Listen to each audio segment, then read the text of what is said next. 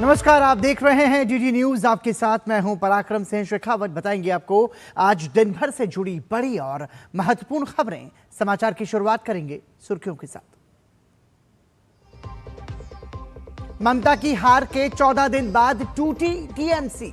19 लोकसभा सांसदों ने स्पीकर को भेजा लेटर। सोमवार को ओम बिरला से करेंगे मुलाकात। खुद को असली तृणमूल कांग्रेस के तौर पर मान्यता दिए जाने की करेंगे मांग। ममता बनर्जी के खिलाफ कोलकाता में एफआईआर। चुनाव प्रचार के दौरान भड़काऊ भाषण देने का आरोप। भड़काऊ भाषण के एक और मामले में अभिषेक बनर्जी भी घेरे में।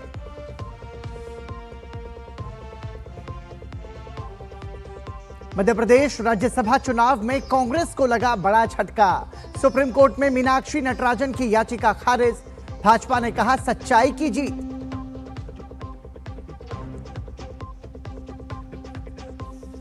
श्री अमरनाथ यात्रा की सुरक्षा का अंतिम ड्राफ्ट तैयार। गृह मंत्री अमित शाह ने की सुरक्षा समीक्षा की उच्च स्तरीय बैठक। पुख्ता सुरक्षा के लिए बहुस्तरीय अभेद्य सुरक्षा ग्रिड का किया जाएगा निर्माण।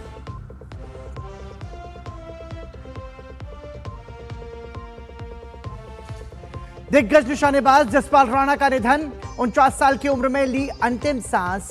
प्रधानमंत्री ने कहा भारतीय खेल जगत के लिए अपूरणीय क्षति।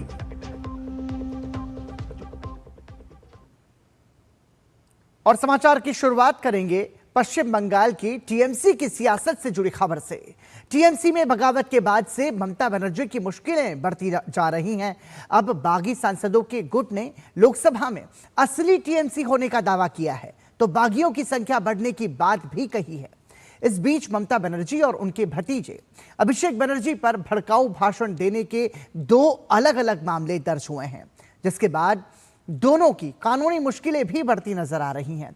और इस बीच भाजपा भी ममता बनर्जी और अभिषेक बनर्जी पर हमलावर है। ममता बनर्जी की पार्टी टीएमसी में बगावत लगातार जारी है और बागी गुट ने ममता बनर्जी के नेतृत्व को स्वीकारने से साफ मना कर दिया है। टीएमसी के 19 सांसदों के हस्ताक्षर वाला एक पत्र भी सामने आया है, जिसमें बागी सांसदों ने लोकसभा अध्यक्ष ओम बिरला को पत्र लिखकर उन्हें ही असली टीएमसी के तौर पर मान्यता देने का अनुरोध किया है। इस बीच बागी नेता जगदीश चंद्र वर्मा वसुनिया ने कहा कि अभी और सांसद उनके साथ जुड़ जाएंगे। अगले मंडे तक हम मुलाकात करेंगे और हमारा जो दावा है, जो टीएमसी के अलग गुट को जो हम दिया है 19 सांसद के लिए चिट्ठी, उनका मान्यता के लिए। जहां एक और बागी सांसदों ने ममता बनर्जी और अभिषेक बनर्जी के खिलाफ मोर्चा खोला हुआ है, तो वहीं गुरुवार को ममता बनर्जी के सबसे करीबी सांसद कल्याण बनर्जी की नाराजगी भी सामने आई थी। हालांकि अभी भी कुछ टीएमसी नेता ममता के पक्ष में बयान दे रहे हैं। ये जो 19 लोकसभा एमपीज का जो लेटर आया है, तो ये तो एक मेडिकल साइंस का बात है। इतने सारे एमपी को एक ही साथ कैसे दिल का दर्द हो सकता है? ये तो एक मेडिकल साइंस का मैटर है। टीएमसी में बगावत को लेकर न सिर्फ बागी गुट ममता बनर्जी पर हमलावर है, बल्कि बीजेपी ने भी ममता बनर्जी पर पार्टी को तानाशाह की तरह चलाने की बात कही है। पाप, धोखाधड़ी, जालसाजी, लूट और तुष्टीकरण की राजनीति पर खड़ा टीएमसी का जिहादी जर्जर किला आप ताश के पत्तों की तरह ढह रहा है। ममता बनर्जी जहां एक ओर अपनों की बगावत से ही घिरी हुई हैं, तो दूसरी ओर कानूनी रूप से भी उनकी मुश्किलें बढ़ती नजर आ रही हैं। ममता बनर्जी के खिलाफ कोलकाता के नेताजी नगर पुलिस स्टेशन में लिखित शिकायत दर्ज कराई गई है, जिसमें 2026 विधानसभा चुनाव प्रचार के दौरान दिए गए कथित बयान पर कानूनी कार्रवाई की मांग की गई है। ममता बनर्जी पर आरोप है कि चुनावी सभा में ममता ने ऐसा बयान दिया जो सांप्रदायिक तनाव और भय का माहौल पैदा कर सकता है। इसी तरह ममता बनर्जी के भतीजे अभिषेक बनर्जी के खिलाफ भी भड़काऊ बयान का मामला दर्ज हुआ है, जिसके बाद सीआईडी टीम अभिषेक बनर्जी के घर पहुंची। जो बयान उन्होंने ममता जी ने दिए थे, उससे बहुत बड़ा दंगा फसाद हो सकता था, खून खराबा हो सकता था, पॉलिटिकल हिंसा फैलाने का कोशिश किए थे। खाली उन्होंने नहीं, अभिषेक और बहुत सारे MPs, MLAs and ministers Trinamool का उन लोगों भी किए थे। इस बीच पश्चिम बंगाल में कथित विज्ञापन घोटाला भी सामने आया है, जिसकी आंच ममता बनर्जी तक जाती नजर आ रही है। टीएमसी सरकार के दौरान एक ही कंपनी को करीब 635 करोड़ रुपए का विज्ञापन का ठेका मिला और उसके प्रमोटर उज्जवल सिन्हा को ममता बनर्जी का करीबी बताया जा रहा है। इससे पहले गुरुवार शाम को विपक्षी नेताओं के फर्जी हस्ताक्षर से जुड़े मामले में टीएमसी नेता अभिषेक बनर्जी से सीआईडी ने करीब 6 घंटे पूछताछ की। इस मामले के सामने आने के बाद से बीजेपी ने ममता और अभिषेक पर पार्टी नेताओं को दरकिनार करके तानाशाही रवैया अपनाने का आरोप लगाया। शत्रुघ्न सिन्हा जैसा सीनियर लोग इस पार्टी के ऊपर भरोसा किया जिसका ऊपर बंगाल के लोग भरोसा नहीं करते हैं, इसलिए वो सब फालतू बातें छड़िए। टीएमसी का जो होना था वो हो गया, जनता ने उनको वोट दिया था, जनता को उन्होंने धोखा किया है, अब कानून सब कुछ देखेगा। अभी तृणमूल पार्टी तो है ही नहीं, बस उसका लोगो ही पड़े हुए है, माँ माटी मानुष तीनों ही चला गया। तो ये लोग जितना गंदगी काम किया है उसका जांच होना चाहिए और इसमें इन लोगों को मदद करना चाहिए। अभिषेक बनर्जी को जरूरी मदद करना चाहिए ये जांच में, और जो भी सच है वो सामने आना चाहिए। बंगाल पुलिस ने टीएमसी नेता जहांगीर खान की सार्वजनिक रूप से परेड कराई है। गुरुवार के बाद शुक्रवार को भी पुलिस ने जहांगीर खान को फलता के राजा रामपुर इलाके में हाफ पैंट पहनाकर पैदल घुमाया। गुरुवार को पश्चिम बंगाल स्पेशल टास्क फोर्स ने उन्हें नेपाल सीमा के पास से गिरफ्तार किया था। कुल मिलाकर बंगाल चुनाव नतीजों के बाद से ममता बनर्जी जहां अपनों की बगावत में घिरी हैं, तो उनके ऊपर कसता कानूनी शिकंजा भी उनकी मुश्किलें बढ़ा सकता है। कोलकाता से सौरभ दत्ता और दिल्ली से शैलेंद्र मिश्र के साथ ब्यूरो रिपोर्ट, डीडी न्यूज। प्रधानमंत्री नरेंद्र मोदी के सबसे लंबे समय तक निर्वाचित प्रधानमंत्री रहने और बीते 12 साल में विकास कार्यों को आगे बढ़ाने को लेकर विभिन्न राज्यों के भाजपा मुख्यमंत्रियों ने प्रेस वार्ताएं की, तो प्रधानमंत्री नरेंद्र मोदी के नेतृत्व की जमकर प्रशंसा की। उत्तर प्रदेश, उत्तराखंड, महाराष्ट्र, पश्चिम बंगाल सहित तमाम राज्यों के मुख्यमंत्रियों ने देश में हो रहे सामाजिक आर्थिक विकास कार्यों का ब्यौरा पेश किया, तो वैश्विक स्तर पर बढ़ती भारत की ताकत का भी जिक्र किया। प्रधानमंत्री नरेंद्र मोदी के नेतृत्व में केंद्र सरकार के 12 वर्ष पूरे होने पर विभिन्न राज्यों के मुख्यमंत्रियों ने इस उपलब्धि को सेवा, सुशासन, गरीब कल्याण और राष्ट्र निर्माण की दिशा में ऐतिहासिक बताया। मुख्यमंत्रियों ने केंद्र सरकार की कल्याणकारी योजनाओं, बुनियादी ढांचे के विकास, वित्तीय समावेशन और आर्थिक सशक्तिकरण के क्षेत्र में हुए बदलावों की जमकर प्रशंसा की। उत्तर प्रदेश के मुख्यमंत्री योगी आदित्यनाथ ने कहा कि पीएम मोदी के 12 वर्षों के कार्यकाल में देश ने वैश्विक पटल पर एक नई पहचान बनाई है। उन्होंने कहा कि पीएम मोदी ने हर वर्ग के लिए और हर धर्म जात के लिए बिना भेदभाव के काम किया। उनकी नीतियों के कारण ही भारत हर क्षेत्र में आगे बढ़ रहा है। वहीं पश्चिम बंगाल के मुख्यमंत्री शुभेंदु अधिकारी ने कहा कि प्रधानमंत्री मोदी के नेतृत्व में देश में विकास कार्यों को नई गति मिली है। उन्होंने कहा कि प्रधानमंत्री मोदी की नीतियों का सीधा लाभ आम जनता तक पहुंच रहा है। बंगाल में भी हर क्षेत्र में विकास का काम तेजी से शुरू हो चुका है। हमने पिछले 12 वर्षों में बदलते हुए भारत को देखा है, और किसी भी उम्र का व्यक्ति हो, किसी भी जाति, मत, मजहब, क्षेत्र और भाषा को बोलने वाला व्यक्ति हो, भारत के अंदर हो या भारत के बाहर, उन सब ने इन 12 वर्षों में बदलते हुए भारत को देखा है। कृषि क्षेत्र से लेकर, एम्प्लॉयमेंट से लेकर, इंडस्ट्री से लेकर, हमारी लघु उद्योग से लेकर, सब में काम और चालू हो गया है। वहीं दिल्ली की मुख्यमंत्री रेखा गुप्ता ने मोदी सरकार के 12 वर्ष के कार्यकाल को असाधारण बताया। उन्होंने कहा कि भारत ने खेत खलिहान से लेकर चंद्रयान तक और गांव की चौपाल से लेकर वैश्विक मंचों तक अभूतपूर्व उपलब्धियां हासिल की हैं। इसके साथ ही उत्तराखंड के मुख्यमंत्री पुष्कर सिंह धामी ने कांग्रेस पर तुष्टीकरण की राजनीति करने का आरोप लगाते हुए कहा कि कांग्रेस की राजनीति तुष्टीकरण की थी और वो वोट बैंक तक सीमित थी, लेकिन मोदी सरकार की नीति तुष्टीकरण की नहीं है बल्कि संतुष्टीकरण की है। मोदी जी ने लगातार देश सेवा में अपना जीवन अर्पित किया। आज वो देश में प्रधानमंत्री के रूप में कार्य करने वाले सबसे लंबी अवधि के प्रधानमंत्री का कार्यकाल आज उन्होंने पूरा किया है, और लगातार देश सेवा में जिन्होंने एक दिन भी बिना कोई अवकाश लिए देश के लिए लगातार उसको आगे बढ़ाने का काम किया, देश का मान सम्मान और स्वाभिमान बढ़ाने का काम किया। आज देश का हर नागरिक दिल से उनको थैंक यू बोलना चाहता है, और उनका जो योगदान विकसित भारत के लिए है उसको आज दिल की गहराई से उसके लिए धन्यवाद करना चाहता है। और कांग्रेस की राजनीति तुष्टीकरण की थी और वो वोट बैंक तक सीमित थी कि कुछ लोगों को खुश करना है, उसके लिए देश का कितना नुकसान होगा इस पर कभी ध्यान नहीं जाता था। मोदी सरकार की नीति तुष्टीकरण की नहीं है, बल्कि संतुष्टिकरण की है कि सभी का संतुष्टिकरण होना चाहिए, न्याय के आधार पर काम होना चाहिए। गोवा के मुख्यमंत्री प्रमोद सावंत ने भी प्रधानमंत्री नरेंद्र मोदी के 12 वर्षों के कार्यकाल की सराहना करते हुए कहा कि इस दौरान देश में अभूतपूर्व विकास हुआ है। पीएम मोदी के कार्यकाल में अखंड भारत का सपना सच हुआ। वहीं महाराष्ट्र के मुख्यमंत्री देवेंद्र फडणवीस ने प्रेस वार्ता में कहा कि प्रधानमंत्री मोदी के नेतृत्व में देश की तस्वीर बदल गई है और दुनिया भर में भारत का मान बढ़ा है। 317वां कलम रद्द करके जम्मू और कश्मीर इस देश के अविभाज्य घटक हो गए, ये first one. Second one is नक्सलवाद मुक्त Bharat, biggest thing have happen in this Modi ji tenure. And third one is जो राम मंदिर बनाया गया, ये तीन सबसे बड़े चीज इस कार्यकाल में, मोदी जी के कार्यकाल में हुआ। प्रधानमंत्री मोदी ने देश का चेहरा बदलने और विश्व पटल पर भारत का गौरव बढ़ाने का कार्य किया है। पिछले 12 वर्षों में प्रधानमंत्री नरेंद्र मोदी के दूरदर्शी नेतृत्व में सबका साथ, सबका विकास, सबका विश्वास और सबका प्रयास के सिद्धांतों से प्रेरित होकर भारत में उल्लेखनीय परिवर्तन आया है। सरकार ने गरीबों, किसानों, महिलाओं और युवाओं के कल्याण और सशक्तिकरण के लिए कई महत्वपूर्ण पहल की, जो समावेशी विकास की दिशा में एक महत्वपूर्ण बदलाव को दर्शाता है। Bureau report, DD news. प्रधानमंत्री नरेंद्र मोदी कल फ्रांस और स्लोवाकिया के दौरे पर रवाना हो रहे हैं। प्रधानमंत्री फ्रांस में राष्ट्रपति मैक्रों के साथ द्विपक्षीय बैठक करेंगे।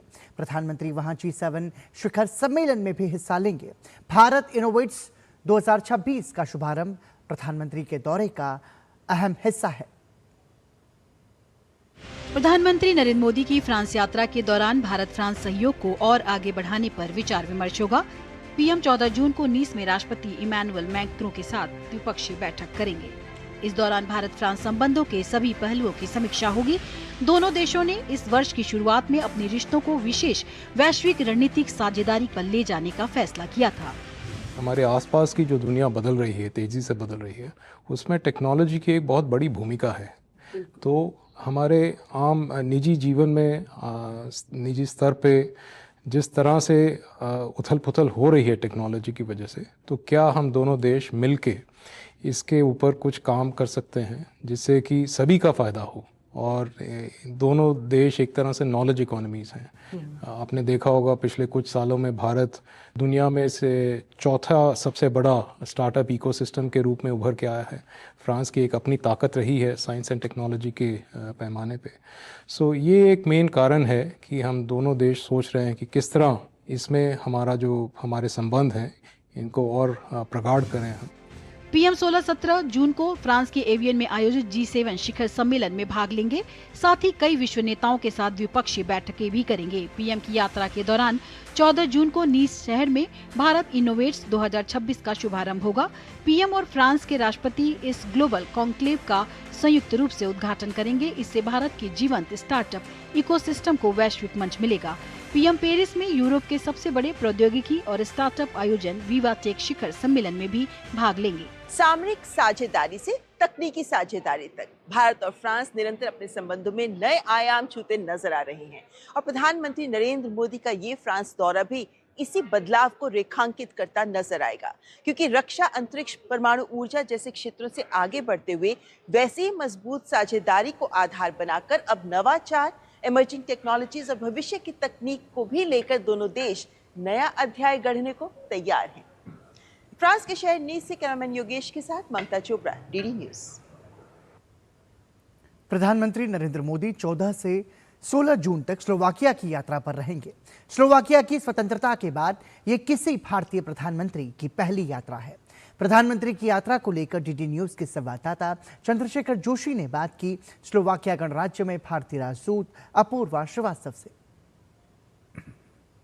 प्रधानमंत्री नरेंद्र मोदी पहली बार स्लोवाकिया की यात्रा पर आ रहे हैं और उनकी इसी यात्रा के संबंध में बात करने के लिए मेरे साथ मौजूद हैं स्लोवाकिया में भारत की राजदूत अपूर्वा श्रीवास्तव जी। अपूर्वा जी, बहुत बहुत स्वागत है आपका। अपूर्वा जी, ये बताइए कि प्रधानमंत्री पहली बार कोई भारत के प्रधानमंत्री स्लोवाकिया की यात्रा पर आ रहे हैं, किस तरह की तैयारी है और इस यात्रा को आप किस तरह से, कितनी महत्वपूर्ण ये यात्रा है? बहुत ही ऐतिहासिक है और बहुत ही महत्वपूर्ण है। हमारे दोनों देशों के साझा संबंधों के लिए बहुत अधिक महत्वपूर्ण है। पिछले 2-3 सालों से काफ़ी पॉलिटिकल लेवल पे काफ़ी हमारे विजिट्स हो रहे हैं। पहले हमारे राष्ट्रपति जी पिछले बरस आई अप्रैल में विजिट पे। उसके बाद यहाँ के जो राष्ट्रपति जी हैं पेलेग्रिनी जी, वो भारत की यात्रा में AI समिट के दौरान गए। और अब ये सबसे महत्वपूर्ण जो यात्रा है वो प्रधानमंत्री जी की हो रही है। तो हम लोग काफ़ी एक्साइटेड हैं, सब लोग बहुत ही खुश हैं और काफ़ी आशाएं हैं हमें इस यात्रा से, क्योंकि ये हमारे जो संबंध हैं उनको एक नए लेवल पे ले जाएगी। और उसके बाद जो हमारे अगले दशक की जो दिशा होगी वो इस यात्रा से हमें लगता है कि जो डिसीजंस इस यात्रा में होंगे उससे आगे की जो कुछ सालों की जो हमारे इंडिया स्लोवाकिया का संबंध किस दिशा में जा रहा है उस ये निर्धारित होगा। अपूर्वा जी, भारत ने यूरोपियन यूनियन के साथ एक ट्रेड एग्रीमेंट किया है। उस ट्रेड एग्रीमेंट को अगर हम देखें तो उसके परिप्रेक्ष्य में भारत और स्लोवाकिया के जो संबंध हैं ये किस तरह से आप इनको देखती हैं? ये जो हमारे जो बिजनेस टू बिजनेस रिलेशन, जो इकोनॉमिक रिलेशंस है, उसका बहुत बड़ा इस EU इंडिया ट्रेड एग्रीमेंट से फ़र्क पड़ने वाला है, क्योंकि जो स्ट्रेंथ्स है स्लोवाकिया की वो ज़्यादातर ऑटोमोबाइल्स, इंजीनियरिंग, क्लीन एनर्जी, इन सब में है। इंडिया EU ट्रेड एग्रीमेंट के तहत इसमें और ज़्यादा इजाफा होने की संभावना है। अपूर्वा जी, अगर भारत और स्लोवाकिया के बीच में हम व्यापार और निवेश के संबंधों को देखें तो काफ़ी अच्छे ये संबंध रहे हैं। भारत से कई सारा सामान यहाँ पर एक्सपोर्ट होता है, भारत यहाँ से इम्पोर्ट भी करता है। और प्रधानमंत्री की इस यात्रा के बाद क्या कुछ कहेंगे आप, कितना बूस्टअप इस ट्रेड और इन्वेस्टमेंट को मिलेगा? तो भारत और स्लोवाकिया का जो ट्रेड बायलैटरल ट्रेड अभी है वो करीब 2025 में 1.6 बिलियन यूरोस के करीब था, 1.8 US डॉलर अगर हम कहें तो, जो कि पिछले 2 सालों में काफ़ी आगे बढ़ा है। प्रधानमंत्री जी की यात्रा से हम आशा करते हैं कि ये जो एवेन्यूज़ हैं, जो पॉसिबिलिटीज़ हैं, जो डिफरेंट एरियाज़ हैं, वो हमारे लिए खुलेंगे और हमारे जो एक्सपोर्टर्स हैं उनको और एरियाज़ में एक्सपोर्ट करने का यहाँ पे मौका मिलेगा। और जैसा आपने पहले भी बोला था कि India EU free trade agreement के तहत भी बहुत सारे ऐसी एवेन्यूज़ खुले हैं। तो मुझे लगता है कि ये दोनों मिलके जो ये यात्रा जो हो रही है और EU इंडिया ट्रेड एग्रीमेंट के चलते हमारे एक्सपोर्टर्स को बहुत ज़्यादा फ़ायदा होने वाला है। खासकर अगर एडुकेशन की बात करें, शिक्षा की और कल्चरल रिलेशंस की, तो ये किस तरह के रिलेशन हैं दोनों देशों के बीच में? भारतीय कल्चर के प्रति बहुत ज़्यादा जागरूकता है, स्पेशली अगर योगा को कहें या आयुर्वेदा को कहें तो बहुत सारे लोग योगा करते हैं। बहुत लोग भारत यात्रा करते हैं आयुर्वेदा के लिए केरला या अन्य राज्यों में। भारतीय फिल्मों का भी धीरे धीरे बढ़ रहा है यहाँ पे, जो उत्सुकता है लोगों में वो जागृत हो रही है। भारतीय खाने के प्रति बहुत ज़्यादा लोग बहुत ज़्यादा लोकप्रियता है भारतीय खाने को। यहाँ पे ब्रातिस्लावा छोटा सा शहर है लेकिन उसमें करीब 20 भारतीय रेस्टोरेंट्स हैं और स्लोवाक लोग बहुत ही मज़े से भारतीय क्विजीन को खाते हैं। तो इस कल्चर के और जैसा कि जो ट्रांसलेशंस हो रहे हैं, जैसे अभी हाल में उपनिषद का ट्रांसलेशन हुआ है स्लोवाक भाषा में, और भी कुछ थोड़े इंडोलॉजिस्ट जो इस तरह इसमें काम कर रहे हैं ट्रांसलेशंस में। हमें लगता है कि यहाँ पे प्रधानमंत्री जी के आने से भारत के बारे में भी और जागरूकता बढ़ेगी, तो ये भी बहुत अच्छा होगा हमारे लिए। यहाँ पर भारतीय समुदाय के काफ़ी लोग रहते हैं, किस तरह का उत्साह उनके अंदर है और किस तरह की तैयारी प्रधानमंत्री जी की इस यात्रा के लिए वो कर रहे हैं? तो करीब यहाँ पे 11,000 लोग हैं जो कि बहुत ही तेज़ी से बढ़े हैं। यहाँ पे जो भारतीय मूल के जो लोग हैं वो जो भारतीय हैं यहाँ पे बहुत तेज़ी से बढ़े हैं। तो ज़्यादातर जो ऑटोमोबाइल सेक्टर में काफ़ी लोग काम करते हैं, कुछ स्टूडेंट्स हैं, तो सबके मन में बहुत ही ज़्यादा उत्साह है प्रधानमंत्री जी की विज़िट को लेकर। सब कोई हिस्सा बनना चाहता है उसका।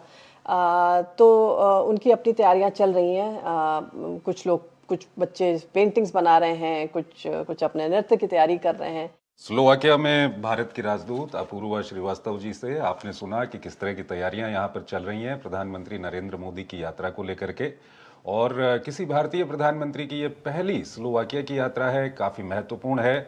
दूरदर्शन न्यूज़ की टीम यहाँ पर मौजूद है और प्रधानमंत्री की यात्रा से संबंधित हर खबर आप तक पहुँचाएगी। फिलहाल मैं चंद्रशेखर जोशी, DD न्यूज़ के लिए ब्रातिस्लावा, स्लोवाकिया से।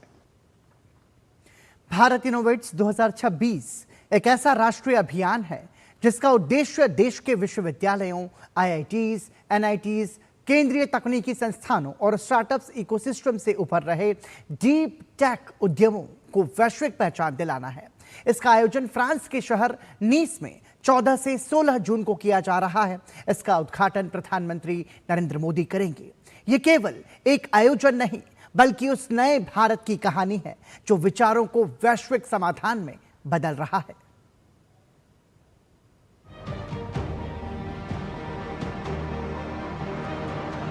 फ्रांस के खूबसूरत शहर नीस में सज गया है एक ऐसा मंच जहां भारत की युवा प्रतिभा, तकनीकी नवाचार और उद्यमिता की शक्ति दुनिया के सामने प्रस्तुत करने को तैयार है। ये है शिक्षा मंत्रालय की ऐतिहासिक पहल भारत इनोवेट्स 2026, जिसका पहला संस्करण यहाँ आयोजित किया जा रहा है। Bharat France year of innovation के तहत आयोजित ये नवाचार का कुंभ वैश्विक संवाद का केंद्र बन रहा है, जहां भारत के उच्च शिक्षण संस्थानों द्वारा पोषित स्टार्टअप्स दुनिया के निवेशकों, उद्योग जगत, शोध संस्थानों, नीति निर्माताओं और प्रौद्योगिकी साझेदारों से सीधे संवाद करेंगे। हमारी जो सॉफ्ट पावर है उसको हम दिखा सकेंगे कि हमारे यहाँ अब टेक्नोलॉजी में, डीप टेक्नोलॉजी में किस तरीके की नई चीज़ें संभव हो सकती हैं। और दूसरी चीज़ कि जो हमारे स्टार्टअप्स हैं उनको चाहे वो कैपिटल इन्फ्यूजन की ज़रूरत हो, चाहे उनको मार्केट की ज़रूरत हो, चाहे उनको एकेडमिक टाइप्स की ज़रूरत हो, उसके लिए ज़्यादा अपॉर्चुनिटीज़ कैसे मिल सकें, तो ये इन दो चीज़ों को एड्रेस करने वाला है। भारत इनोवेट्स यात्रा वर्ष 2025 में शुरू हुई, जिसने देश भर में नवाचार की एक नई लहर पैदा की। गहन मूल्यांकन, विशेषज्ञ मार्गदर्शन और प्रतिस्पर्धी चयन प्रक्रिया के बाद देश के विभिन्न संस्थानों से उभरते 120 स्टार्टअप्स और डीप टेक उद्यमों को चुना गया, जो artificial intelligence, health take, agri tech, clean energy, cyber security और क्वांटम टेक्नोलॉजी जैसे क्षेत्रों में नए समाधान विकसित कर रहे हैं।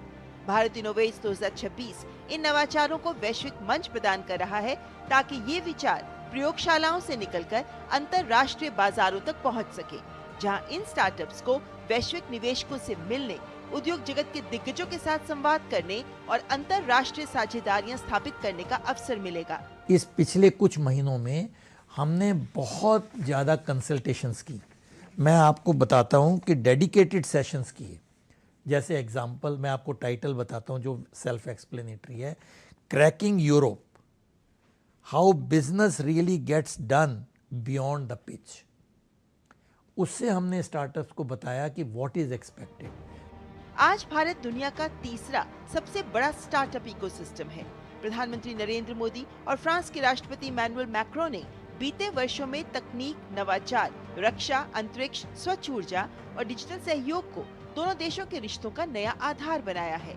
दोनों नेताओं ने बार बार इस बात पर जोर दिया है कि भविष्य की वैश्विक चुनौतियों का समाधान नवाचार, अनुसंधान और युवा प्रतिभाओं के माध्यम से ही संभव है। ऐसे में भारत इनोवेट्स 2026 दोनों देशों के बीच तकनीकी सहयोग, संयुक्त अनुसंधान, निवेश और स्टार्टअप साझेदारी के नए अवसर खोलेगा। जब ये हमारे 120 स्टार्टअप सेलेक्ट हो गए थे, तो सेलेक्ट होने के बाद ही हमने इन लोगों के बारे में विश्व को बताना शुरू किया। कुछ ने इंटरेस्ट दिखाया है कि वो टेक्नोलॉजी के साथ पार्टिसिपेट करना चाहते हैं, कुछ लोगों ने बोला है कि हम लोग साथ मिल कर के करना चाहते हैं, कुछ लोगों ने बोला है कि हम लोग साथ मिल कर के किसी मार्केट में जाना चाहते हैं। तो इस तरीके के टाइप्स आपको दिखाई देंगे जो कि नीस में होंगे। Create in India, innovate for the world, ये सोच भारत के नवाचार मिशन की आधारशिला बन चुकी है। ये केवल निवेश आकर्षित करने का मंच नहीं, बल्कि भारत की वैज्ञानिक क्षमता, अनुसंधान शक्ति और युवा ऊर्जा को दुनिया के सामने प्रस्तुत करने का सुनहरा अवसर भी है। विचार से नवाचार तक और नवाचार से उद्यमिता तक, उद्यमिता से वैश्विक नेतृत्व तक, ये है आज का भारत, जहां का युवा सिर्फ भविष्य के बेहतर सपने ही नहीं देख रहा, बल्कि उन्हें आकार भी देने की क्षमता रखता है। और जब प्रधानमंत्री नरेंद्र मोदी यहाँ फ्रांस के शहर नीस पहुंचेंगे, तो यहाँ से भारतीय नवाचार की गूंज दुनिया तक पहुंचेगी। जब विश्व भी ये देखेगा कि क्यों आज के भारत को नवाचार का, इनोवेशन का पावर हाउस कहा जा सकता है। फ्रांस के शहर नीस से कैमरामैन अंकित के साथ ममता चोपड़ा, डीडी न्यूज। पहलगाम आतंकी हमले के बाद इस वर्ष की अमरनाथ यात्रा को लेकर सुरक्षा व्यवस्था पर विशेष ध्यान दिया जा रहा है। श्रद्धालुओं की सुरक्षा सुनिश्चित करने के लिए केंद्र सरकार और सुरक्षा एजेंसीज कोई कसर नहीं छोड़ना चाहती। गृह मंत्री अमित शाह ने आज एक उच्च स्तरीय बैठक कर यात्रा की सुरक्षा तैयारियों की विस्तृत समीक्षा की। बैठक में राष्ट्रीय सुरक्षा सलाहकार, जम्मू कश्मीर के उपराज्यपाल, सेना प्रमुख समेत सुरक्षा और प्रशासनिक तंत्र के शीर्ष अधिकारी मौजूद रहे। सरकार ने स्पष्ट किया है कि इस बार यात्रा मार्ग पर बहुस्तरीय सुरक्षा घेरा, अत्याधुनिक निगरानी प्रणाली और एजेंसीज के बीच बेहतर समन्वय के माध्यम से श्रद्धालुओं को सुरक्षित और सुगम यात्रा का अनुभव सुनिश्चित किया जाएगा। केंद्रीय गृह मंत्री अमित शाह ने आगामी वार्षिक अमरनाथ यात्रा के मद्देनजर सुरक्षा और संचालनगत तैयारियों की समीक्षा करने के लिए शुक्रवार को एक उच्च स्तरीय बैठक की अध्यक्षता की। इस वर्ष अमरनाथ यात्रा 3 जुलाई से शुरू होने जा रही है, जिसके मद्देनजर सुरक्षा एजेंसियां और प्रशासन व्यापक स्तर पर तैयारियों में जुटे हुए हैं। बैठक में एनएसए अजित डोभाल, जम्मू कश्मीर के उपराज्यपाल मनोज सिन्हा, सेना प्रमुख जनरल उपेंद्र द्विवेदी और केंद्रीय रिजर्व पुलिस बल के महानिदेशक जीपी सिंह के अलावा अन्य वरिष्ठ सुरक्षा और प्रशासनिक अधिकारी शामिल हुए। केंद्रीय गृह मंत्री अमित शाह ने साफ किया कि सरकार श्री अमरनाथ यात्रा के श्रद्धालुओं की सर्वोच्च सुरक्षा एवं सुगम यात्रा के लिए पूर्णतः कटिबद्ध है। यात्रा मार्ग पर सीएपीएफएस, जम्मू कश्मीर पुलिस तथा सभी सुरक्षा एजेंसियों के समन्वित प्रयासों से बहुस्तरीय अभेद्य सुरक्षा ग्रिड स्थापित की जाएगी। सुरक्षा व्यवस्था में ड्रोन, सीसीटीवी निगरानी, सर्विलांस सिस्टम तथा अन्य आधुनिक तकनीकों के व्यापक उपयोग के साथ पारंपरिक सुरक्षा तंत्र को और दुरुस्त किया जाएगा। यात्रा के दौरान विभिन्न सीएपीएफएस, जम्मू कश्मीर पुलिस के वरिष्ठ अधिकारी शिविर स्थलों पर व्यवस्थाओं की निरंतर निगरानी करेंगे। श्रद्धालुओं के पंजीकरण, आवास, स्वास्थ्य सेवाओं एवं आपदा प्रबंधन सहित सभी आवश्यक सुविधाओं की समुचित व्यवस्था सुनिश्चित की जाएगी। यात्रा से जुड़े स्थानीय लोगों एवं पशुओं के पंजीकरण, क्यूआर कोड युक्त आइडेंटिटी कार्ड जारी किए जाएं। पशुओं के स्वास्थ्य परीक्षण हेतु शिविर लगाए जाएंगे। मौसम की स्थिति एवं पूर्वानुमान के अनुरूप ही श्रद्धालुओं के जत्थों को आगे बढ़ाने की व्यवस्था की जाएगी। यात्रा मार्ग के अतिरिक्त अन्य प्रमुख पर्यटन स्थलों पर भी सुरक्षा व्यवस्था सुनिश्चित की जाए ताकि श्रद्धालु सुरक्षित रूप से पर्यटन का आनंद ले सके। अधिकारियों के मुताबिक सुरक्षा एजेंसियां श्रद्धालुओं के वास्ते पूरी तरह सुरक्षित माहौल सुनिश्चित करने के लिए आधुनिक निगरानी तकनीक, खुफिया जानकारी पर आधारित निगरानी और कई एजेंसियों के बीच तालमेल का इस्तेमाल कर रही हैं। 3 जुलाई से 28 अगस्त तक चलने वाली श्री अमरनाथ यात्रा में तीर्थयात्री अनंतनाग जिले में पारंपरिक 48 किलोमीटर लंबे नूनवान पहलगाम मार्ग और गांदरबल जिले में छोटे लेकिन अधिक ढलान वाले 14 किलोमीटर लंबे बाल्टान मार्ग से यात्रा करेंगे। ब्यूरो इनपुट के साथ नीरज सिंह की रिपोर्ट, डीडी न्यूज।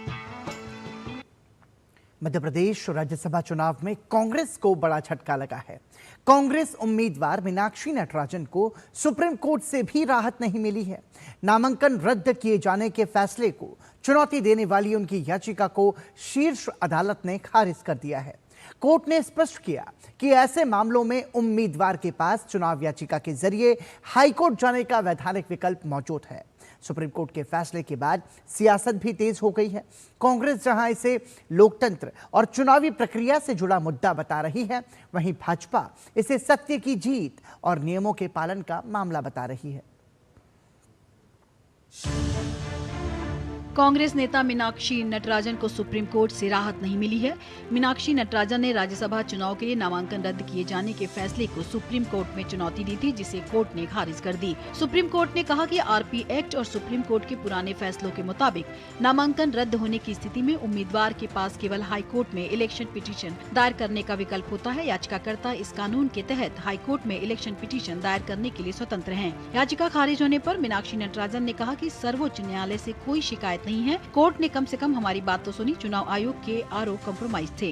मेरा कोई आरोप माननीय उच्चतम न्यायालय के ऊपर नहीं है। उन्होंने तो अपना एक निर्णय दिया।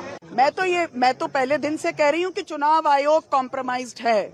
सुप्रीम कोर्ट में मीनाक्षी नटराजन की याचिका खारिज होने पर मध्य प्रदेश सरकार के मंत्री विश्वास सारंग ने कहा कि सुप्रीम कोर्ट ने जो निर्णय दिया उससे दूध का दूध और पानी का पानी हो गया है। सुप्रीम कोर्ट ने जो निर्णय दिया है वो दूध का दूध और पानी का पानी सामने आ गया। हम तो पहले ही कह रहे थे कि कांग्रेस जबरदस्ती हंगामा बरपा रही है। उन्होंने स्वयं अपनी हार से बचने के लिए अपना फॉर्म रिजेक्ट कराया। नटराजन का राज्यसभा नामांकन रद्द होने के विरोध में जंतर मंतर पर कांग्रेस कार्यकर्ताओं ने जमकर उत्पात मचाया। प्रदर्शन के दौरान कांग्रेस कार्यकर्ता पुलिस बैरिकेड पर चढ़कर हाथों में तख्तियां लेकर नारेबाजी करने लगे, जिसके बाद पुलिस ने कांग्रेस के कई नेताओं और विधायकों को हिरासत में ले लिया। बता दें कि मध्य प्रदेश में राज्यसभा चुनाव से पहले कांग्रेस को ये बड़ा राजनीतिक झटका लगा है। पार्टी उम्मीदवार मीनाक्षी नटराजन का नामांकन जांच के दौरान खारिज कर दिया गया था। बीजेपी ने कांग्रेस उम्मीदवार पर नामांकन एफिडेविट में आपराधिक मामला छिपाने का आरोप लगाया था, जिसके बाद मीनाक्षी नटराजन ने सुप्रीम कोर्ट का रुख किया था। विकास सारथी के साथ bureau report, DD news. Himachal Pradesh के शिमला में भाजपा ने 12 साल विश्वास, विकास और जन कल्याण के अभियान के तहत प्रबुद्धजन संगोष्ठी का आयोजन किया, जिसमें केंद्रीय मंत्री और भाजपा के वरिष्ठ नेता जेपी नड्डा मुख्य अतिथि के तौर पर मौजूद रहे। कार्यक्रम में जेपी नड्डा ने कहा कि मोदी सरकार के 12 वर्ष विकसित भारत की मजबूत नींव रखने वाले स्वर्णिम वर्ष हैं। उन्होंने कहा कि प्रधानमंत्री मोदी ने राजनीति को सेवा सुशासन का माध्यम बनाया। लगातार निरंतर 12 वर्ष हमने पूरे किए हैं। 2 दिन पहले यानी 10 तारीख को एक नया रिकॉर्ड भी हमने कायम किया कि निरंतरता के साथ प्रधानमंत्री के पद पर प्रधान सेवक के रूप में आदरणीय नरेंद्र मोदी जी ने देश का रिकॉर्ड तोड़ा और 4,399 दिन पूरे करते हुए उसको आज पूरा किया है। ये 12 वर्ष स्वर्णिम काल में लिखे जाने वाले वर्ष हैं और ये 12 वर्ष मैं निश्चित रूप से ये कहूँगा कि ये विकसित भारत की आधार रखने वाले 12 साल रहे। भारत और स्विट्जरलैंड के बीच आर्थिक और स्वास्थ्य क्षेत्र में सहयोग को और मजबूत करने की दिशा में महत्वपूर्ण पहल हुई है। केंद्रीय वाणिज्य और उद्योग मंत्री पीयूष गोयल ने अपने स्विट्जरलैंड दौरे की शुरुआत वहां की आर्थिक मामलों की राज्य सचिव हेलेन बुडलिगर, आर्टिएडा और प्रमुख स्विस फार्मा एवं बायोटेक कंपनी के प्रतिनिधियों के साथ बैठक कर की। केंद्रीय मंत्री पीयूष गोयल ने सोशल मीडिया पर इसकी जानकारी देते हुए बताया कि बैठक में रिसर्च और इनोवेशन के क्षेत्र में साझेदारी बढ़ाने और भारत के तेजी से बढ़ते हेल्थ केयर और लाइफ साइंसेज सेक्टर में स्विस कंपनीज के लिए निवेश के नए अवसरों पर चर्चा हुई। उन्होंने कहा कि यह संवाद दोनों देशों के बीच आर्थिक सहयोग को नई ऊंचाइयों तक ले जाने और स्वास्थ्य क्षेत्र में नवाचार को बढ़ावा देने की दिशा में महत्वपूर्ण कदम साबित होगा। वाणिज्य और उद्योग मंत्री पीयूष गोयल ने स्विट्जरलैंड परिसंघ के अध्यक्ष गाई पारमेलिन के साथ महत्वपूर्ण बैठक की। केंद्रीय मंत्री पीयूष गोयल ने सोशल मीडिया पर जानकारी देते हुए कहा कि दोनों नेताओं के बीच भारत और स्विट्जरलैंड के मजबूत और दीर्घकालिक संबंधों पर चर्चा हुई। बैठक में आर्थिक सहयोग, निवेश प्रवाह और भारत EFTA व्यापार और आर्थिक साझेदारी समझौता यानी TEPA के तहत रणनीतिक सहयोग को और मजबूत बनाने पर सहमति जताई गई। दोनों पक्षों ने व्यापार और निवेश के नए अवसरों को बढ़ावा देने और द्विपक्षीय संबंधों को नई ऊंचाइयों तक ले जाने की प्रतिबद्धता दोहराई। भारत के उभरते स्टार्टअप्स और नवाचार पारिस्थितिकी तंत्र को वैश्विक मंच पर नई पहचान देने की दिशा में केंद्रीय शिक्षा मंत्री धर्मेंद्र प्रधान ने भारत इनोवेट्स से जुड़े 2 रणनीतिक दस्तावेज जारी किए। इस पहल का उद्देश्य राष्ट्रीय शिक्षा नीति 2020 के उस विजन को आगे बढ़ाना है, जिसके तहत भारत को ज्ञान के उपभोक्ता से ज्ञान, नवाचार और प्रौद्योगिकी के सृजनकर्ता राष्ट्र में बदलना है। केंद्रीय मंत्री धर्मेंद्र प्रधान ने कहा कि भारत इनोवेट्स भारतीय स्टार्टअप्स, शोध संस्थानों और वैश्विक निवेशकों के बीच रणनीतिक साझेदारी का मंच बनेगा। उन्होंने बताया कि इस पहल के माध्यम से भारतीय स्टार्टअप्स को $3 ट्रिलियन से अधिक परिसंपत्तियों का प्रबंधन करने वाले वैश्विक निवेशकों तक पहुंच बनाने का अवसर मिलेगा। शिक्षा मंत्री ने कहा कि इस पहल में इन्वेस्टर्स ने पहले ही काफी दिलचस्पी दिखाई है। अब तक $20 मिलियन अमेरिकी के निवेश संबंधी समझौते अंतिम चरण में पहुंच चुके हैं। जारी दस्तावेजों में देश भर से चयनित 120 हाई पोटेंशियल स्टार्टअप्स और IIT, IISc सहित प्रमुख संस्थानों की करीब 50 अत्याधुनिक रिसर्च एवं इनोवेशन प्रोजेक्ट्स को शामिल किया गया है। केंद्रीय शिक्षा मंत्रालय द्वारा India France year of innovation के तहत 14 से 16 जून तक फ्रांस के नीस में आयोजित होने वाले भारत इनोवेट्स 2026 में 120 डीप टेक स्टार्टअप्स और 15 प्रमुख उच्च शिक्षण संस्थान भाग लेंगे, जो भारत की नवाचार क्षमता को वैश्विक मंच पर प्रदर्शित करेंगे। नीट पेपर लीक मामले के बाद दोबारा आयोजित की जा रही है। नीट परीक्षा को लेकर केंद्र सरकार और परीक्षा एजेंसीज पूरी तरह से सतर्क है। इसी सिलसिले में cabinet secretary doctor TV Somanathan ने नेशनल टेस्टिंग एजेंसी के डायरेक्टर जनरल के साथ एक महत्वपूर्ण बैठक की। इस बैठक का मुख्य उद्देश्य आगामी 21 जून 2026 को होने वाली री नीट परीक्षा की तैयारियों और सुरक्षा व्यवस्था का जायजा लेना था। टीवी सोमनाथन ने परीक्षा को पारदर्शी, सुरक्षित और सुचारू तरीके से आयोजित करने के लिए सभी संबंधित एजेंसीज के बीच बेहतर समन्वय पर जोर दिया। डॉक्टर सोमनाथन ने कहा कि नीट री एग्जाम की निष्पक्षता और संचालन में किसी भी तरह की बाधा या छेड़छाड़ करने वालों के खिलाफ कड़ी कानूनी कार्रवाई की जाएगी। उन्होंने कहा कि केंद्र सरकार, राज्य सरकारें और जिला प्रशासन मिलकर परीक्षा के सफल आयोजन के लिए काम कर रहे हैं। इससे पहले भी कैबिनेट सचिव विभिन्न केंद्रीय और राज्य स्तरीय अधिकारियों के साथ तैयारियों की समीक्षा बैठक कर चुके हैं। इन बैठकों का उद्देश्य बेहतर तालमेल सुनिश्चित करना, तैयारियों को मजबूत करना और नीट की दोबारा परीक्षा प्रक्रिया की शुचिता और विश्वसनीयता बनाए रखना है। नई दिल्ली के सुषमा स्वराज भवन में 13वां ब्रिक्स शहरीकरण फोरम की बैठक का समापन हुआ। 11 और 12 जून को होने वाले 2 दिवसीय बैठक में ब्रिक्स सदस्य देशों ने समावेशी, लचीले, सतत और लोगों की जरूरतों के प्रति संवेदनशील शहरों के निर्माण पर विचार विमर्श किया। बैठक में शहरी विशेषज्ञों, तकनीकी विशेषज्ञों और संस्थागत प्रतिनिधियों ने साझा शहरी चुनौतियों पर चर्चा की। साथ ही सभी देशों ने मिलकर एक साझा घोषणा पत्र तैयार किया। साझा घोषणाओं में किफायती और पर्याप्त आवास, सार्वजनिक परिवहन, सतत बुनियादी ढांचा, ठोस अपशिष्ट प्रबंधन, स्वच्छ जल, आपदा प्रबंधन पर जोर दिया गया। चर्चा में ब्रिक्स शहरीकरण फोरम ने अपने अपने शहरों के विशिष्ट मॉडल्स भी प्रस्तुत किए और उन पर चर्चा की। चर्चा में देश का प्रतिनिधित्व करते हुए केंद्रीय आवास एवं शहरी कार्य मंत्री ने न केवल अपने विचार साझा किए, बल्कि सदस्य देशों को अपना शहरी मॉडल भी दिखाया।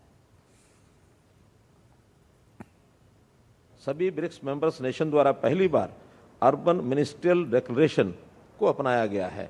ये डिक्लेरेशन मेंबर नेशन की साझा प्रायोरिटीज को रेखांकित करता है।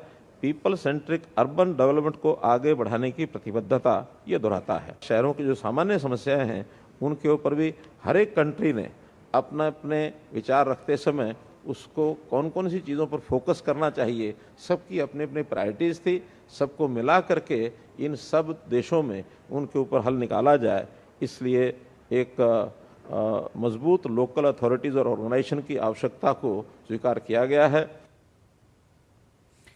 इंदौर में आज से शुरू हुई ब्रिक्स देशों की कृषि मंत्रियों की बैठक में भारत की अध्यक्षता में तय विषयों पर पहले दिन व्यापक मंथन हुआ। चर्चा के बाद ब्रिक्स देशों के कृषि मंत्रियों ने मध्य प्रदेश के धार जिले स्थित विश्व प्रसिद्ध पर्यटन स्थल मांडू किले का भ्रमण किया। इस दौरान विदेशी प्रतिनिधियों को मांडू के समृद्ध इतिहास और सांस्कृतिक विरासत से अवगत कराया गया। केंद्रीय कृषि मंत्री शिवराज सिंह चौहान ने कहा कि सदस्य देशों के बीच कृषि क्षेत्र में नवाचार, अनुसंधान और नई पहलों को लेकर निरंतर संवाद और अनुभवों का आदान प्रदान किया जा रहा है। ये ब्रिक्स ऐसा मंच है जो दुनिया की प्रगति और विकास में विशेषकर खाद्य सुरक्षा, पौष्टिक आहार और किसानों की आजीविका बेहतर करने में एक बहुत महत्वपूर्ण भूमिका निभा रहा है। हम लगातार कोशिश कर रहे हैं कि आज ब्रिक्स देशों ने एक दूसरे के यहाँ जो नवाचार हो रहे हैं, रिसर्च हो रही है, इनोवेशन हो रहे हैं, उस पर भी चर्चा और बातचीत की है। अच्छी प्रैक्टिस, बेस्ट प्रैक्टिस, उनका भी आदान प्रदान हुआ है। प्रधानमंत्री विकसित भारत रोजगार योजना का उद्देश्य 2 वर्षों में देश में 3.5 करोड़ से ज्यादा रोजगार सृजित करने के लिए प्रोत्साहन प्रदान करना है। इस योजना का लाभ 1 अगस्त 2025 से 31 जुलाई 2027 के बीच सृजित होने वाले रोजगारों पर लागू होगा। प्रधानमंत्री विकसित भारत रोजगार योजना पहली बार नौकरी करने वालों को 15,000 रुपये तक का इंसेंटिव देती है, जिसका भुगतान 2 किश्तों में किया जाता है। इसके अलावा नियोक्ताओं को भी प्रत्येक अतिरिक्त रोजगार सृजन पर प्रोत्साहन मिलेगा। नैटएम्बिट के चीफ ऑपरेटिंग ऑफिसर स्टाफिंग धीरज गोसाई ने हमारे संवाददाता गिरीश निशाना से खास बातचीत में बताया कि उनकी कंपनी ने भी देश भर में अलग अलग क्षेत्रों में करीब 40 से 45 हजार लोगों को रोजगार प्रदान किया है। प्रधानमंत्री विकसित भारत रोजगार योजना के लिए उन्होंने प्रधानमंत्री नरेंद्र मोदी का विशेष रूप से आभार व्यक्त किया। उन्होंने इस योजना को सकारात्मक बताते हुए काफी संख्या में फ्रेशर्स की भर्ती होने की बात कही। बहुत ही पॉजिटिव स्कीम है। प्रधानमंत्री जी जो फोकस करते हैं विकसित भारत की तरफ, एम्प्लॉयमेंट एंड स्किलिंग बहुत ही मेजर लीवर्स हैं टुवर्ड्स विकसित भारत। एंड इस स्कीम के लिए एक्साइटमेंट एम्प्लॉई और एम्प्लॉयर दोनों की तरफ है। और स्पेशली अगर जो प्रधानमंत्री जी बात कर रहे हैं कि 3.5 करोड़ जॉब्स 2027, तो मुझे लगता है 3.5 करोड़ से बहुत ज़्यादा ही जॉब्स क्रिएट हो जाएंगी इससे। बहुत सारे फ्रेशर्स हायर हो रहे हैं।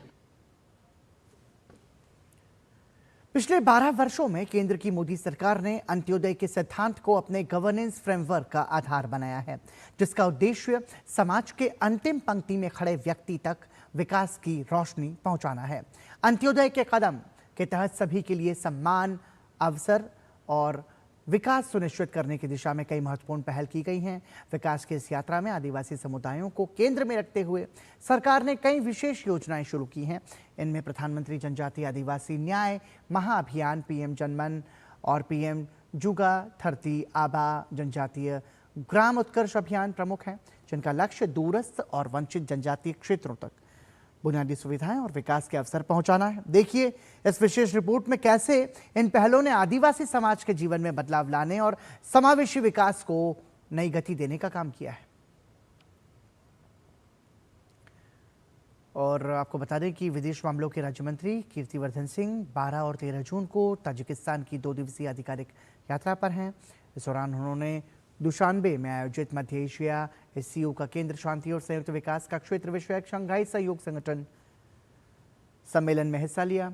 सम्मेलन में भारत की ओर से मध्य एशिया और एससीओ के साथ अपनी मजबूत साझेदारी को दोहराया गया।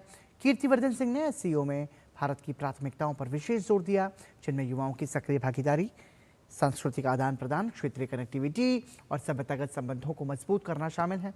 उन्होंने अगले महीने कोलकाता में आयोजित किए जाने वाले एससीओ सभ्यता संवाद मंच सिविलाइजेशन डायलॉग फोरम का भी उल्लेख किया, जो भारत की क्षेत्रीय सहयोग और संवाद को बढ़ावा देने की प्रतिबद्धता को दर्शाता है। इस यात्रा से भारत और ताजिकिस्तान के बीच द्विपक्षीय संबंधों और एससीओ के माध्यम से क्षेत्रीय स्थिरता और विकास को बढ़ावा मिलने की उम्मीद है। केंद्र सरकार ने प्राकृतिक गैस और पेट्रोलियम उत्पाद वितरण आदेश 2026 में संशोधन किया है। नए प्रावधान के तहत सिटी गैस डिस्ट्रीब्यूशन कंपनीज को एलपीजी आपूर्ति बंद करने से पहले हर उपभोक्ता को अलग से सूचना देना अनिवार्य नहीं होगा।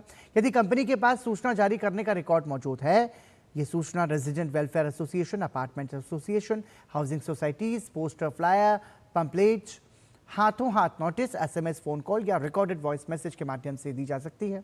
सरकार का उद्देश्य नोटिस प्रक्रिया को सरल और अधिक व्यावहारिक बनाना है।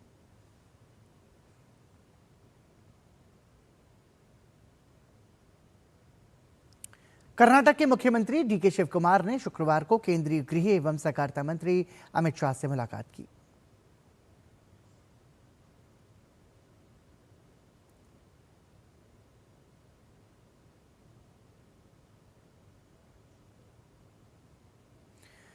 प्रवर्तन निदेशालय ने केरलम के पूर्व मुख्यमंत्री पिनराई विजयन की बेटी वीणा टी को मनी लॉन्ड्रिंग जांच के सिलसिले में 17 जून को पूछताछ के लिए फिर से समन जारी किया है। वीणा को पहले 12 जून को ईडी के कोच्चि कार्यालय में पेश होना था, लेकिन उन्होंने स्वास्थ्य संबंधी कारणों का हवाला देते हुए तारीख आगे बढ़ाने का अनुरोध किया था। जांच उनकी बंद हो चुकी IT company Exalogic solutions private limited और केरलम की खनन company Cochin minerals and rutile limited CMRL के बीच कथित वित्तीय लेन देन से जुड़े मामले में की जा रही है। ईडी इस मामले में उनका बयान भी दर्ज करेगी।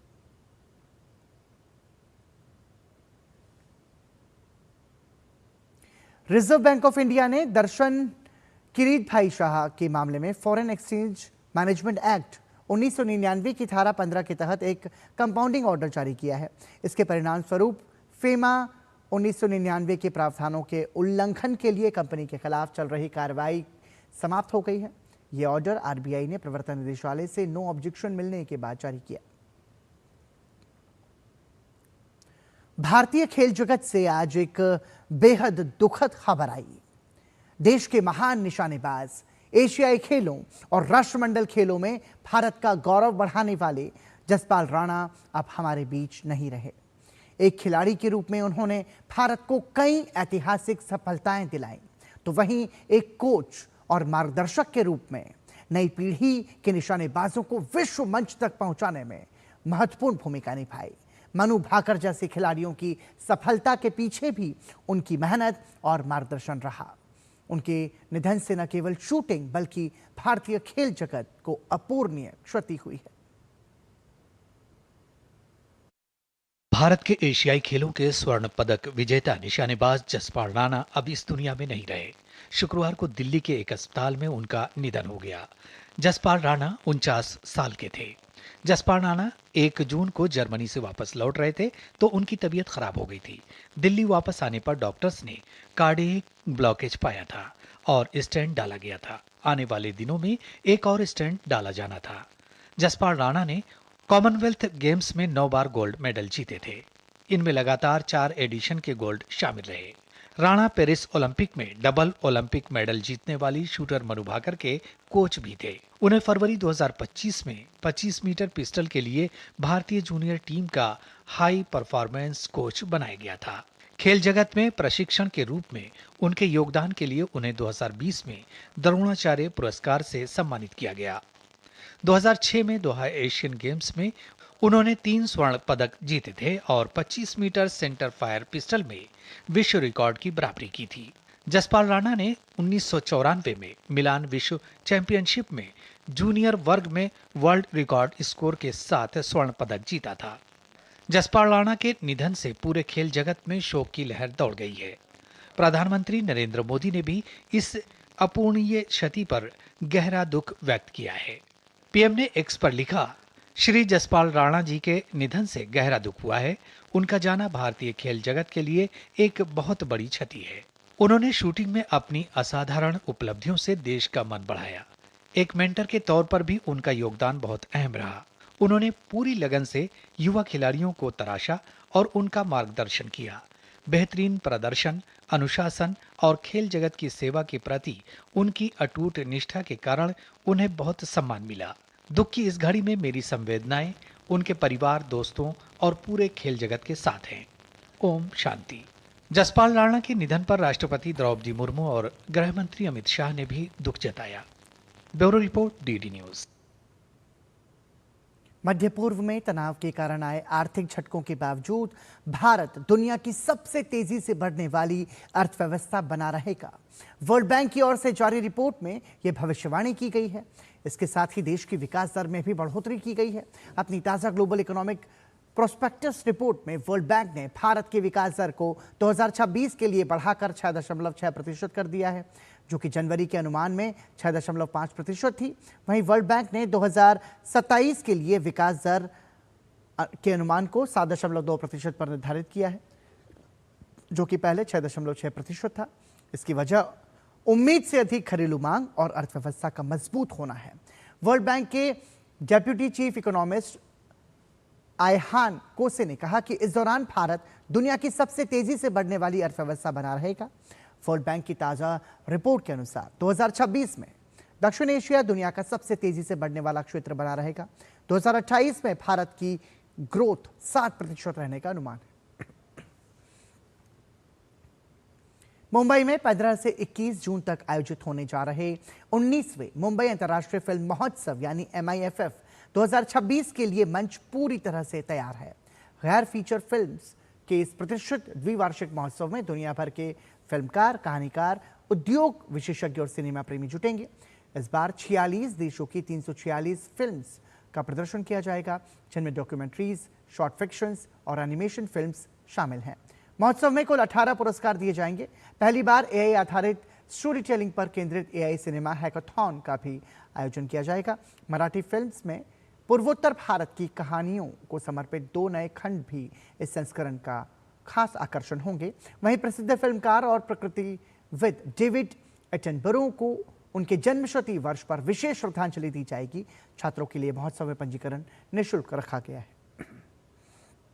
Record number of entries, more than 1,400 films were entered in both competition and non-competition section. So I think that indicates the growing popularity of the festival as a platform, because this is the only platform, this is the only festival in South Asia of this scale, which showcases the short films and documentaries as well as animation films. So apart from the film screenings which we do have the master classes where stalwarts from the respective fields would come and share their knowledge. Then we have the open forums where we will discuss the new ideas, new emerging technologies, and again there the industry domain experts would be coming and interacting with the students. So this is, I think, a very good mix of screening as well as knowledge sharing. So I think this really caters to the young filmmakers. This year collaboration is on the larger scale. We are having showcase of 19 Marathi documentaries which will be showcased at Ravindra Natya Mandir Mini Theatre from 16th to 20th June, and between I think from 6:30 to 8:30. So this will be this is the new thing which we are doing this year. We are actually now venturing into filmmaking and content creation. So we are creating 3 new movies. 2 already are in making. So one is documentary on the UNESCO nominated forts, and one is on the Rashtrasant Tukdoji Maharaj. So that will come in mostly in October. We are launching these documentary and movies. 3 more movies are coming, and we are giving special assistance to all the documentaries. Paschim Asia में जंग और कूटनीति एक साथ चल रही है। एक तरफ अमेरिका दावा कर रहा है कि ईरान के साथ ऐतिहासिक समझौता बेहद करीब है, तो दूसरी तरफ मिसाइल्स और धमकियां भी जारी हैं। ऐसे में सवाल यह है कि क्या वाकई शांति की कोई राह निकल रही है, या फिर यह सिर्फ वैश्विक राजनीति का एक और दाव है? क्या है मिडिल ईस्ट के जमीनी हालात और किस तरह दोनों ओर से दाव चले जा रहे हैं, देखिए हमारी खास रिपोर्ट। तमाशा देखने वाले ताली बजाएंगे, जो घर जले हैं वो कहां से लौट पाएंगे। समझौते तो यहां अक्सर होते हैं, मगर जो जख्म गहरे हैं वो क्या भर पाएंगे? ये पश्चिम एशिया के उस सुलगते हुए समंदर की कड़वी हकीकत है, जहां एक तरफ बंद कमरों में कूटनीति की बिसात बिछ रही है, तो दूसरी तरफ जमीन पर बारूद बरस रहा है। पूरी दुनिया को चौंकाते हुए अमेरिकी राष्ट्रपति डोनाल्ड ट्रंप ने ओवल ऑफिस से एक बहुत बड़ा दावा कर दिया है। ट्रंप का कहना है कि ईरान के साथ महायुद्ध को खत्म करने के लिए एक शानदार डील फाइनल होने वाली है। ट्रंप ने जोर देकर कहा है कि इस डील के बाद ईरान के पास कभी भी परमाणु हथियार नहीं होंगे। इतना ही नहीं, ट्रंप ने पाकिस्तान की मध्यस्थता को पूरी तरह से दरकिनार करते हुए साफ किया है कि दस्तावेजों को अंतिम रूप दिया जा रहा है और अगले कुछ दिनों में यूरोप में इस पर हस्ताक्षर हो सकते हैं। ट्रंप का ये बयान आते ही दुनिया भर के बाजारों में खलबली मच गई है। अंतर्राष्ट्रीय बाजार में क्रूड ऑयल अचानक 4.4% टूटकर $89 प्रति बैरल पर आ गिरा। इस बीच ट्रंप का दावा है कि पूरा पश्चिम एशिया और इजरायली प्रधानमंत्री बेंजामिन नेतन्याहू इस बातचीत से बेहद खुश हैं। लेकिन ये वही ट्रंप है जिन्होंने कुछ घंटे पहले ईरान के सबसे बड़े तेल एक्सपोर्ट टर्मिनल खार्क द्वीप पर कब्जा करने की धमकी दी थी, जहां से ईरान का 90% तेल व्यापार होता है। वॉशिंगटन में जहां ट्रंप अपनी पीठ थपथपा रहे थे, तो वहीं ईरान की राजधानी तेहरान ने इस पूरे दावे की हवा निकाल दी। ईरान के विदेश मंत्रालय के प्रवक्ता इस्माइल बगाई ने सरकारी टेलीविजन पर आकर 2 टूक शब्दों में कहा, समझौते की ये खबरें कुछ और नहीं, सिर्फ और सिर्फ मीडिया की अटकलें हैं। अभी कुछ भी फाइनल नहीं हुआ है। हालांकि ईरान ने ये माना है कि एक मसौदे पर बात चल रही है और ये दस्तावेज पहले से कहीं अधिक मंजूरी के करीब है। लेकिन बगाई ने अमेरिकी प्रशासन पर अनुचित और हर बार नई मांगे रखने का आरोप लगाया। ईरान ने साफ कर दिया कि वो दबाव और धमकियों के आगे नहीं झुकेगा और अपनी रेड लाइन से 1 इंच भी पीछे नहीं हटेगा। कागजों पर समझौते की बातें अपनी जगह पर है, लेकिन समुद्र और जमीन की हकीकत ये है कि बारूद थमने का नाम नहीं ले रहा। इसी हफ्ते खाड़ी में एक अमेरिकी अपाचे हेलीकॉप्टर क्रैश के बाद दोनों देशों ने फिर एक दूसरे पर मिसाइलें दाग दी। जवाब में ईरान ने हॉर्मुज स्ट्रेट को समुद्री यातायात के लिए पूरी तरह से बंद करार दिया। इस बीच इजराइल ने इस पूरी कूटनीति से दूरी बना ली है। प्रधानमंत्री कार्यालय ने साफ कर दिया है कि इजराइल इस समझौते का हिस्सा नहीं है। तो क्या वाकई खाड़ी देशों में शांति का सूरज उगने वाला है, या ये सिर्फ ग्लोबल पॉलिटिक्स की बिसात पर चला गया एक नया मोहरा है? बहरहाल कूटनीति के टेबल पर समझौते भी हो जाते हैं और नेता हाथ भी मिला लेते हैं, लेकिन इतिहास गवाह है कि जो जख्म बारूद से अपनों को खोने के बाद मिलते हैं, उन्हें भरने का कोई समझौता आज तक नहीं बना है। नेपाल के कावेरपलान चौक जिले में एक यात्री बस के गहरी खाई में गिर जाने से 8 लोगों की मौत हो गई और 15 अन्य घायल हो गए। पुलिस के अनुसार बस बनेपा से रोशी ग्रामीण नगरपालिका के सुंगूरे जा रही थी।